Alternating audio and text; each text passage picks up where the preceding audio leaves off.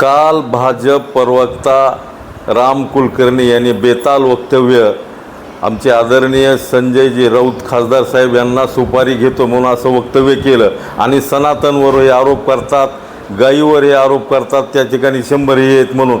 तर त्याला आमचं एक सांगणं आहे की हा महाराष्ट्रामध्ये स्वर्गीय गोपीनाथरावजी मुंडे साहेबांची जी भाजप होती त्यावेळेस अंबाजोगाई आमचे ग्रामदेवता योगेश्वरी देवीमध्ये चोरी झाली होती.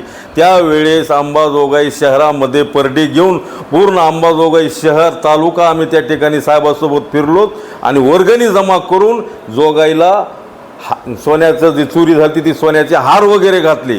तर आम्ही सनातनी आहोतच, पण यांच्या पोटात दुखायला लागले की ज्या राम मंदिर अयोध्यामध्ये चोरी झाली त्या चोरीबद्दल शिवसेना राम रक्षा आंदोलन जे करीत आहे त्यांच्या बुडाखाली आग लागलेली आहे. आणि तसंच त्याला सांगायचं हे की त्या ट्रस्टीमध्ये यांचे सर्व हे नातेवाईक आहेत, यांची ही टोळी आहे.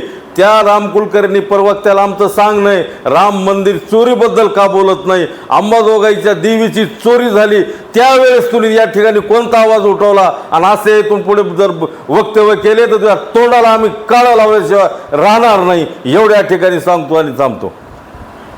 काल जो स्वतःला भाजपचा प्रवक्ता समजून म्हणतो तो राम कुलकर्णी यांनी आमचे शिवसेना नेते माननीय संजय राऊत साहेबावर त्यानं जाहीर टीका केली. तो म्हणतो बंद कारखान्याची म्हणजे परकीय सुपारी घेतली. पण तुला एक सांगतो, तो सुपारीबाज नाही तर पण तू मात्र सुपारीबाज आहे. तुझ्या रामटेकचा पूर्ण इतिहास आम्हाला माहिती आणि आमचे तोंड उघडायला तू लावू नको. तू कसला प्रवक्ता भाजपचा आहेस हे आम्हाला माहिती आहे. देवीची चोरी झाली त्याच्यावर काय तू बोलला? राम रक्षा म्हणजे राम मंदिरात चोरी झाली, एवढा हिंदुत्ववादी आहे तुझा पक्ष, तर मग चोरी केलेला राम भक्त तिथं दानपेटीची त्याच्यावर का बोलत नाहीस? तू ह्याच्यानंतर जर आमच्या नेत्यावर अगर आमच्या पक्षावर जर बोलशील तर तुला जशाच तसं उत्तर दिलं जाईल. शिवसेना उद्धव बाळासाहेब ठाकरे पक्ष अंबाजोगाई ह्याच्यानंतर जर बोलशील तर तुला तुडविल्याशिवाय आम्ही स्वस्त बसणार नाहीत.